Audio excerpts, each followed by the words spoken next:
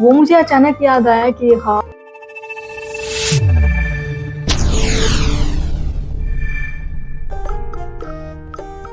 सो hey everyone, नमस्ते, this is Vishakha and welcome back to my new blog. I hope आप सब अच्छे होंगे और आप सबके प्यार और स्नेह से मैं भी बिल्कुल अच्छी हूँ। तो फ्रेंड्स, अब बजे हैं सुबह के नहीं, दोपहर के 12:30 और अभी तक मैं नहाई नहीं हूँ क्योंकि मेरे हस्बैंड सुबह चले गए थे ऑफिस। और खाना तो पता है मैंने क्यों नहीं बनाया था, क्योंकि ऊपर इधर मैश है तो खाना मैश में ही बनता है ऊपर। तो ये तरबूज खा के गए थे और मेरे लिए भी ये खाना ला के गए थे, इसको पैक कर दिया था। ये इसमें रोटी है और ये शायद सब्जी, ये किसकी दाल की सब्जी है, तो वो मेरे लिए रख के चले गए थे। तो मैं बस वही खाऊंगी, बनाया तो मैंने कुछ नहीं। वो मुझे अचानक याद आया कि हाँ, मैं एक ब्लॉग भी बना लेती हूँ, क्योंकि बहुत ही ज़्यादा लंबे टाइम के बाद मैं ये ब्लॉग बना रही हूँ। क्योंकि जब से मैं शादी हुई है मेरी, तो फिर उसको एडिट करने के लिए भी टाइम चाहिए होता है। तो मेरा एक तो बिल्कुल भी मन नहीं था और दूसरा मुझे टाइम का भी थोड़ा इशू लग रहा था, तो इसलिए मैंने कोई व्लॉग नहीं बनाया था। अभी आई हूँ अपने हस्बैंड के पास गुड़गांव, तो मैंने सोचा क्यों ना अपनी एक छोटी सी मेमोरी भी ये कैप्चर करके रख ली जाए।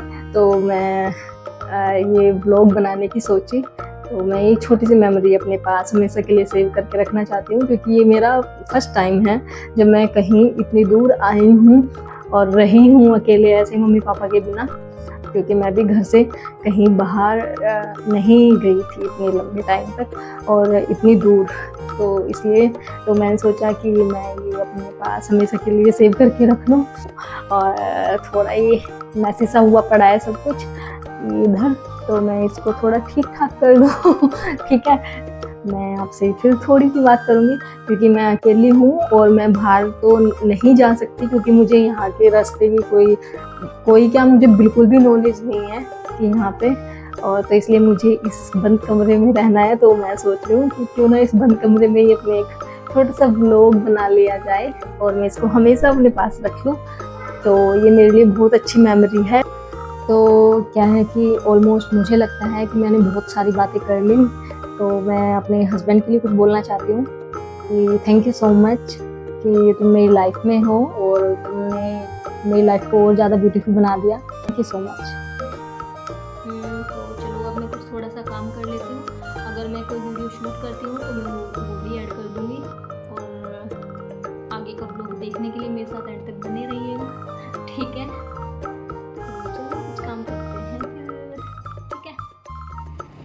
तो फ्रेंड्स, ये कपड़े हैं ना, मैंने कल धुले थे और ये ऊपर तो मैं सुखाने गई नहीं थी, क्योंकि मैं अकेली रहती हूँ तो मैं ऊपर नहीं जाती हूँ।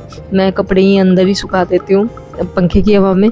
तो ये कपड़े आज तक सूखे हैं, तो अब इनको मैं फोल्ड करके रख रही थी। तो फ्रेंड्स, मैं आपको बताऊं, ऐसा लगता है कि जब से शादी हुई है ना, तो मतलब बहुत सारी चीज़ें ऐसे मिक्सअप सी हो गई है ऐसा लगता है कि टाइम भी बहुत है और जब कुछ करने बैठते हैं तो टाइम ही कम पड़ जाता है।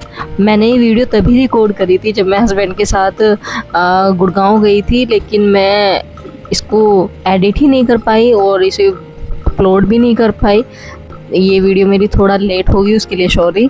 और अब मैं क्या ही बताऊँ, एक इतना सारा सब कुछ मैसी सा हो गया।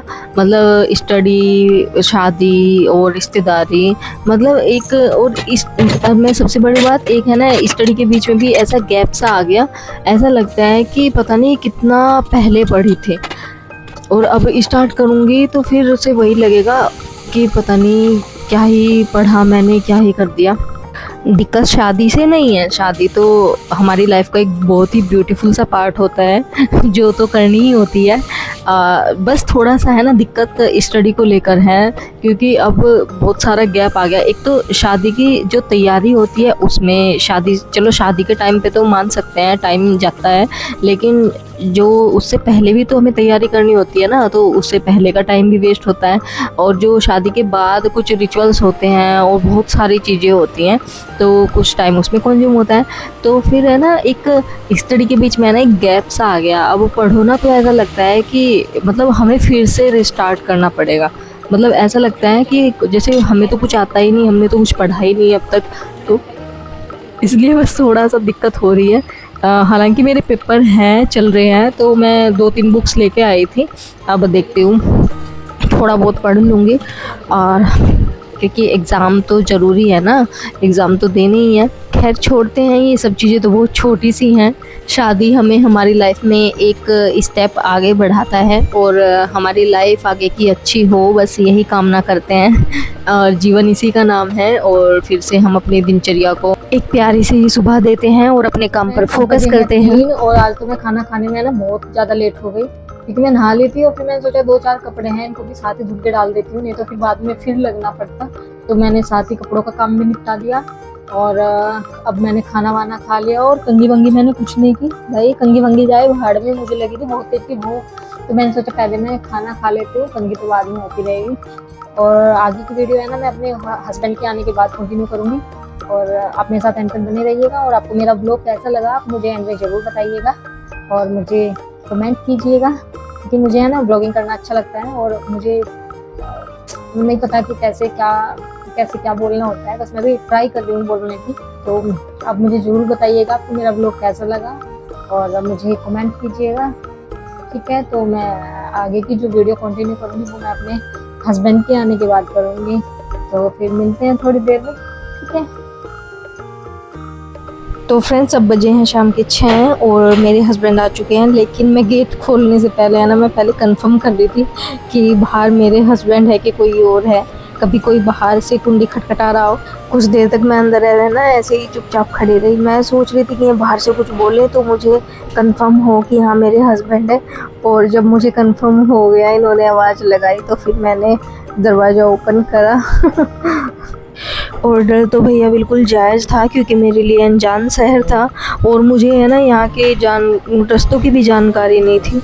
बस थोड़ा सा उसी चीज़ का भय था, अदरवाइज़ सब कुछ ओके था, सब कुछ बढ़िया था।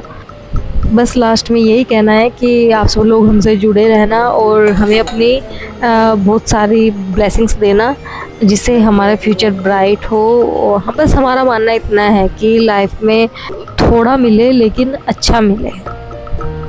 आई होप आपको मेरा ये व्लॉग पसंद आया होगा। और तो मिलते हैं फिर किसी दूसरे व्लॉग में। Till then take care, bye bye.